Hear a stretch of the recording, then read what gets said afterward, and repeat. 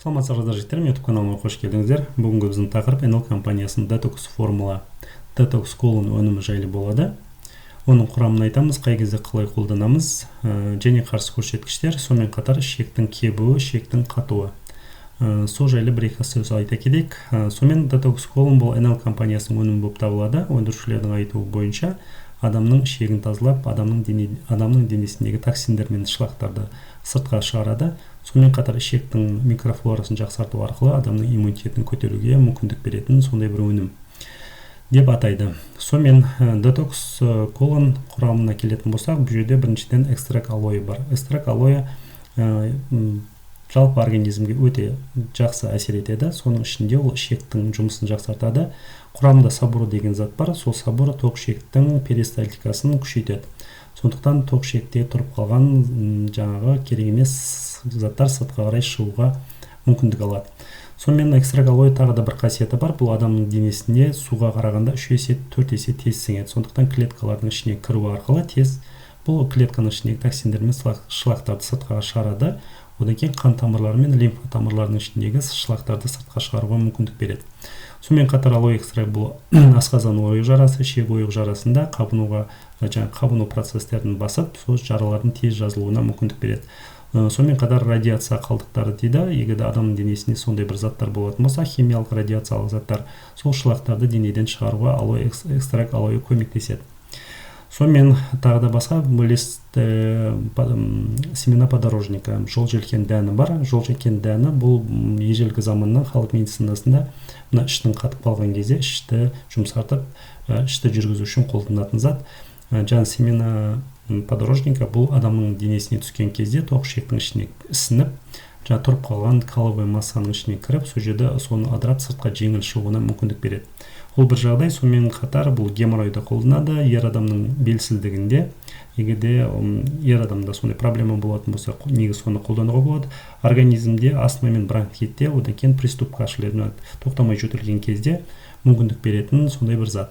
Сонымен қатар экстракт семена подорожника әйел балаларында бесплодиеті қолданады. Халық медицинасында бұл көбінесе аналық жыныс безінің дұрыс жұмыс істемеген кезінде, мынау овуляция болмай жатқан кезде осы семена подорожника қолданады. Сонымен қатар үшінші бұл фенкель бар. Фенкель бұл негізгі жұмысы, бұл кәдімгі укропная вода, бұны барлық аналар біледі. Бұл адамның шегін босатады, спазмды снимать етеді, поэтому адамның денесіндегі тұрып қалған жел сыртқа қарай шығады. Бұл кишечный колика деген бар, адам іші кеуіп кеткен кезде қатты ауырсыну сезім пайда болады. Сол кезде осы фенкельді қолданады, спазм снимать ету үшін. Сонымен 3 түрлі зат бар. Бұл экстракт алоэ, бұл жаңағы ішектің перистальтикасын күшейтеді, ішектің жұмысын жақсартады. Екінші семена подорожника, бұл жаңағы каловый массаларды жұмсартады, оның шығуын жеңілдетеді. Үшіншісі бұл жаңағы фенкель. Фенкель бұл ішектегі жаңағы спазмды, ішектің тырысуын босатып, желдің сыртқа қарай шығуына мүмкіндік береді. Осылай 3 бағытта 3 өнім әсер ету арқылы бұл ішекті тазалауға, организм тазалауға мүмкіндік береді. Вот осындай жағдай. Енді ішек не үшін қатып болады, ішекте неге каловый камень деген пайда болады, неге бізде ішіміз желденеді. Осыған кеп тоқтайық. Бұл, конечно, бірінші себеп адам жалпы 70 жасқа дейін 50 тоннаға дейін тамақ ішеді. Жалпы орта есеппенен біреу көп, біреу аз. Сол тамақтың бәрі біздің ішегіміз арқылы, тоқ ішегіміз арқылы өтеді. Сол біртіндеп кейде мынау адам керек емес заттар, қорытылмай қалған заттар адамның ішегінде тұрып қалады. Бұл көбінесе асығыс тамақ ішкен кезде, одан кейін дұрыс тамақ ішпеген кезде, көп мөлшерде тәтті тамақтары, көп мөлшерде фастфуд жеген кезде, одан кейін адамның денесіне адам көп қозғалмайтын болса, сонымен қатар дәрі-дәрмектерді көп қолданған кезде, әсіресе антоциклин дейді, асқазан ойық жарасы бар адамдар, ауру бар адамдар сол антоциклин қышқылдықты басатын сондай дәрілер ішеді. Ол адамның денесінде көп мөлшерде қолданған кезде адамда запорға алып келеді. Ол уже доказанный, ғылыми түрде дәлелденген нәрсе. Сонымен осындай дәрілік заттарды ішу, дұрыс тамақтанбау, фастфуд көп қолдану, сонымен бірге ішіп жатқан тамақтың құрамында клетчатка, өсімдік болмау, өсімдік тектес тамақтарының болмауы Сонымен қатар тағы да бір жағдай, бұл адамның кейде сүйек немесе жемістің сүйегін, балықтың сүйегін, болмаса жаңа жеп жатқан еттің құрамында сүйек болатын болса, соны жұтып қою, сол тоқ ішекке барып тұрып қалады. Содан кейін жаңа кейбір үлкен капсуладағы үлкен таблеткаларды ішкен кезде тоже жаңа адамның тоқ ішегінде тұрып қалуы мүмкін, ерімей. Сол қатты заттың құрамында жаңа каловый масса жиналып, сол каловый камень деген пайда болады. Ол өте қатты болады, кейде операциялық жолдармен оны алдыруға кейде тура келеді. Осы себептердің бәрі тоқ ішектің біртіндеп толуына, оның дұрыс жұмыс істемеуіне алып келеді. Енді бұл тоқ ішек толып қалған кезде қандай белгілер болады? Бірінші, бұл іштің қатуы, іштің кебуі, одан кейін адам күшене бергеннен адамда жаңа геморройдың пайда болуы, адамның біртіндеп улануы, адамның денесінде токсиндердің жаңа тарауы біртіндеп, бұл жаңа көптеген аллергиялық жаңағы ауруларға алып келуі мүмкін. Жалпы организмнің әлсіреуіне, бастың ауырсынуы, бұл ауыздан нашар иістің шығуы, аллергиялық реакциялардың пайда болуы, осындай жалпы организмнің жағдайының нашарлауына алып келуі мүмкін. Осындай жағдайлар, енді бұны біз қалай емдейміз? Біріншіден, бұл клизма жасау арқылы. Клизма жасаған кезде адам организм бұған үйреніп қалуы мүмкін. Бұл тек қана экстренный жағдайларда, ішек жүрмей қалған кезде, болмаса үлкен дәретке 3 күннен артық бір аптаның аралығында бармай қалған жағдайда адамдыға көмектесу мақсатында клизма жасауға болады. Бір жағдай. Екінші, дәрілік заттар қолдану арқылы. Дәрілік заттар екі түрлі болады. Бұл біріншіден ішектің перистальтикасын күшейтетін дәрілер.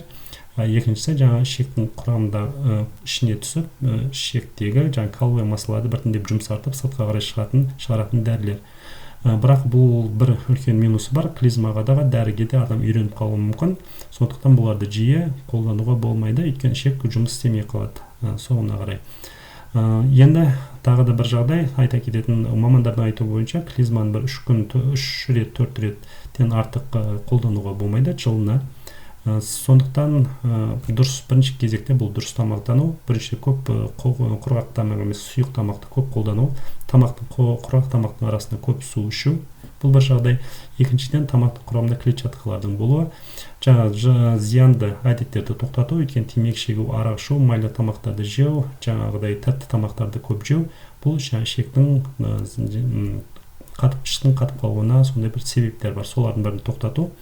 Тамақтың құрамында өсімдік тектес клетчаткасы бар тамақтарды көп қолданамын. Сонымен қатар NL компаниясының детокс колон өнімін қолдануға болады. Бұл жерде өздеріңіз байқағандай тек қана 3 зат бар. Сол 3 заттың 3-еуі де бұл өсімдік тектес заттар. Бұлар организмге ешқандай зияны жоқ. Тек қана бір ғана противопоказания бар. Бұл кішкентай емізоғлы аналармен жүкті әйелдерге болмайды, өйткені семена подорожника көбінесе еміп жатқан балаға көп аллергия беруі мүмкін. Сонымен қатар жүрек қан тамыр жүйесінде егер проблема болатын болса, жүрек ауыратын адамдарға, одан кейін асқазан ішек жолдарында жаңағы жаралар болатын болса, сол кезде бұны қолдануға болмайды. Сонымен қатар аллергиялық реакция болатын болса, үшеуінің біреуіне аллергия болатын болса, бұл өнімді қолдануға болмайды. Басқа кезде бұл өнімді қолдануға болады, өйткені бұл үшеуде бұл өсімдік тектес заттар. Біріншіден біреу жаңа ішектің перистальтикасын күшейтеді, екіншісі жаңа ішектегі каловый массаны жұмсартады, үшіншісі жаңа ішектегі спазмды снимать етіп, желдің шығуына мүмкіндік береді. Сондықтан бұл табиғи өнім, ешқандай зияны жоқ деп айтса да болады.